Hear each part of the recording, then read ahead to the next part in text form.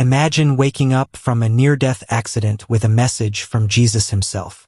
This is the tale of Landon Whitley, a young boy who survived a fatal accident only to come back with a deep mission.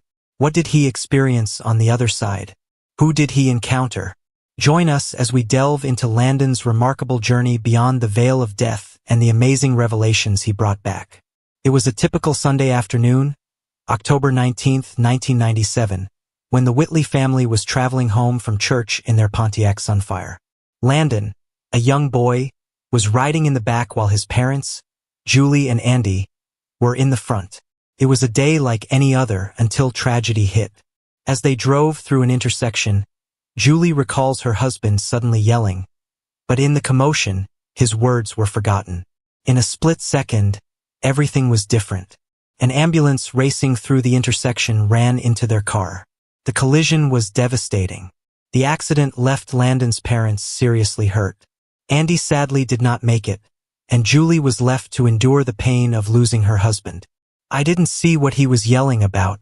I didn't see the ambulance approaching, but I did recall him yelling. That was the last thing I heard from him. For young Landon, things were even more serious. Following the crash, it took them a while to find him in the wreckage, and since they did, he wasn't breathing. Rescuers labored desperately to bring him back to life, but his situation was desperate. He was airlifted to a nearby hospital in a hurry. Landon's battle for survival was not yet over. On that day, he died twice, once at the accident site and once during the journey to the hospital. But it was only after his second death in the hospital that Landon had something truly extraordinary happen to him. At only 8 years old, Landon Whitley witnessed something remarkable during those times when his life was on the line. He recalls feeling like he was in heaven every time that he died. He talks about experiencing golden streets, meeting Jesus, angels, his dad, and even 2 relatives whom he had never met before. These dreams made a profound impact on him, giving rise to a sense of awe at life, death, and the hereafter. This sense of wonder remained with him throughout his years. Today, now an adult, Landon recalls those moments in awe. For him, the accident was not merely a tragedy. It was a glimpse of a much larger reality. It reassured his belief and made him peaceful, knowing there is more than what appears in life. As much as the doctor tried his best to rescue him, there seemed to be little hope of survival. They cautioned Julie, Landon's mother, that even if he survived, the injuries would be grave.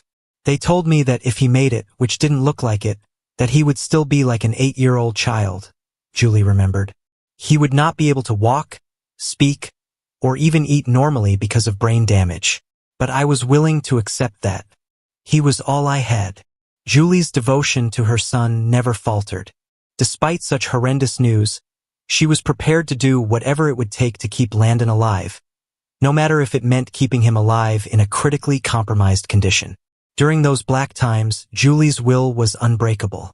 She was willing to battle for her son regardless of the obstacles that came her way. To her, having Landon around her life, whatever the conditions, was all that counted. As Landon battled for his life, Julie endured the harsh reality of leaving her husband behind. At his burial, she struggled with anger and bewilderment toward God.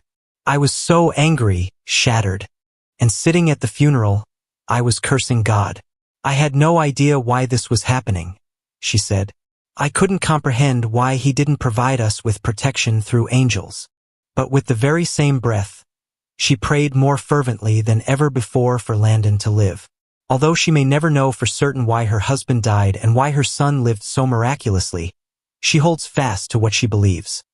That faith and love can get us through even the most difficult times. Having sustained a severe head wound and been kept alive by machines, Landon awoke 2 weeks after the accident. Julie credits her prayers. To everyone's surprise, physicians found that he had no brain damage whatsoever. While Julie celebrated her son's recovery, she also had to endure the agonizing process of informing him of his father's death. His face was scarred, his head wrapped in bandages, and I didn't want to hurt him anymore, she remembered. Julie had to reconcile her relief that Landon had survived unscathed of brain damage with the agony of informing him he had lost his father. In that trying moment, Julie's love and motherly strength stood out with empathy. She inquired of Landon, "Do you know where your dad is?" Landon answered, "Yes, I know where he is. I saw him in heaven." But Landon's encounters did not end there. He also informed his mother that he had noticed other familiar faces in heaven. Family members, friends who had died, and even brothers and sisters he never knew. He gazed at me and said, "Oh, Mom, by the way, I forgot to mention it. I saw your other 2 children. I was amazed because I had 2 miscarriages prior to Landon being born, and we never shared the information with him," Julie explained. "I knew they were my brothers even though nobody ever informed me about them," said Landon. "You just know in heaven. You know who everybody is." Landon had a different experience each time he met with death. With the 3rd time, he met Jesus and heard a message that changed his life. "Jesus appeared to me and instructed me that I have to return to earth, be a good Christian, and preach to people about him," Landon reported. "I wish for people to understand that Jesus exists. There is a heaven. There are angels. And to abide by his word and the Bible. Life does get better in the end." With that directive, Landon and his mother set about fulfilling their charge to share their experience, providing hope to the bereaved. Landon stressed that he was doing it for Jesus, assuring of the existence of Jesus, heaven, and angels. Having lived through seeing Jesus, he understood his purpose, and he was committed to achieving it. Looking back at the experience, Julie realized how her knowledge of faith had expanded.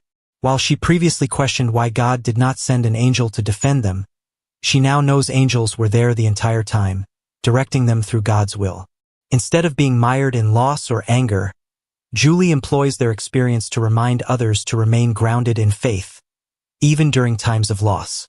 "It's a tremendous blessing that I get to see my child share with others about Jesus," she said. "He's always willing to remind people that heaven is real, because he's been there." Although Landon lived, he sustained severe injuries and now has 23 metal plates in his head, a nose rebuilt from part of his skull, and lost the use of one eye. He leads a largely normal life today. His survival is miraculous. Landon's tale is a testament to the strength of the human spirit. In spite of the tragedies he has suffered and the physical limitations he lives with, he still lives life to the fullest. His journey is one of courage, strength, and the strength of love to overcome even the most adverse situations. We feel that God is giving Christians everywhere a message regarding the coming of Jesus Christ. If you are serious about your faith, concentrate on living a righteous life. Spend some time praying for the lost souls and witnessing as often as possible. The Bible teaches us how to live and share the good news. It's all there. Thank you all for following us this long. We hope you enjoyed watching, and we'll catch you guys in the next video.